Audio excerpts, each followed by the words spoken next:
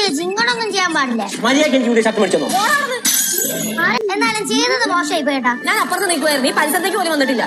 Hello, അങ്ങനെ നമ്മുടെ ഉപ്പും മുളകും പുതിയ പ്രമോല് അടിപൊളി ട്വിസ്റ്റുകളാട്ടോ കൂട്ടുകാരെ. വേറൊന്നുമല്ല, നമ്മുടെ ലച്ചുവിന് കിടിലം പണികളാണ്. അതായത് ആദ്യം നോക്കുമ്പോൾ നമ്മുടെ കേശുവിൻ്റെ ഒരു ടീഷർട്ട് അയൺ ബോക്സിൻ്റെ അവിടെ വെച്ചിട്ടുണ്ടാകും. അത് നോക്കുമ്പോൾ കത്തിക്കരിഞ്ഞ അയൺ ബോക്സിൻ്റെ ഷേപ്പിൽ ഇങ്ങനെ ബനിയാൻ തുളച്ച് വെച്ചിരിക്കുക കേട്ടോ. അപ്പോൾ നമ്മുടെ പാറക്കുട്ടി ലച്ചുവിൻ്റെ അടുത്ത് പറയുന്നുണ്ട്, ലച്ചു ചേച്ചി എന്നാൽ ഇത്രയും വേണ്ടായിരുന്നു എന്നൊക്കെ പറയുന്നുണ്ടേ. അപ്പോൾ ലച്ചു ഞാനോ, ഞാൻ കണ്ടിട്ടും കൂടി ഇല്ല എന്ന് പറയുന്നുണ്ട്. അപ്പോൾ ആരും അത് വിശ്വസിക്കുന്നില്ല കേട്ടോ.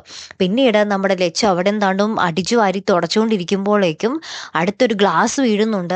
അപ്പോഴത്തേക്കും അതും നമ്മുടെ പാറക്കുട്ടി പറയുന്നുണ്ട്, ലച്ചു ചേച്ചി എന്നാൽ ഇത്രയും വേണ്ട എന്ന് പറയുന്നുണ്ട്. അപ്പം ലച്ചു പിന്നെയും അത് കണ്ടിട്ട് അതിശയപ്പെട്ടിരിക്കും കേട്ടോ. എൻ്റെ കയ്യിൽ നിന്ന് ഇത് എപ്പോൾ വീണു, എങ്ങനെ വീണു, ഞാനത് ശ്രദ്ധിക്കുന്നില്ലല്ലോ എന്നൊക്കെ വിചാരിച്ച് നമ്മുടെ ലച്ചു ഇരിക്കുന്നുണ്ടേ. ഏറ്റവും ലാസ്റ്റ് എന്തോ നമ്മുടെ അടുക്കളയിൽ നിന്നിരുന്ന ഒരു പാത്രം വീണ്ടും എന്തോ സാധനങ്ങളൊക്കെ നിറച്ച് വെച്ചിരുന്ന പാത്രവും വീഴുന്നുണ്ട്. അപ്പോഴത്തേക്ക് നമ്മുടെ കനകാൻറ്റി പറയുന്നുണ്ട്, അയ്യോ ഇത് എപ്പോൾ വീണു. അപ്പം അതും ലാസ്റ്റ് നമ്മുടെ പാർക്കുട്ടി ലച്ചുവിൻ്റെ തലയിലാക്കുന്നുണ്ടേ.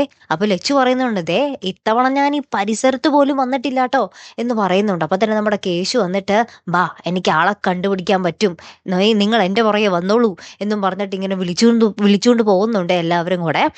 ആരായിരിക്കും യഥാർത്ഥ കുറ്റവാളി? നമ്മുടെ പാറക്കുട്ടിയാവാനാണ് സാധ്യത അല്ലേ കൂട്ടുകാരെ? അല്ലെങ്കിൽ പുതിയ ആരെങ്കിലും നമ്മളെ പാറമട വീട്ടിൽ അജ്ഞാതമായിട്ട് ഒളിച്ചിരിപ്പുണ്ടോ? കാത്തിരിക്കാട്ടോ. അടുത്തൊരു വീഡിയോയുമായി വരുന്നത് വരയ്ക്കും ഗുഡ് ബൈ.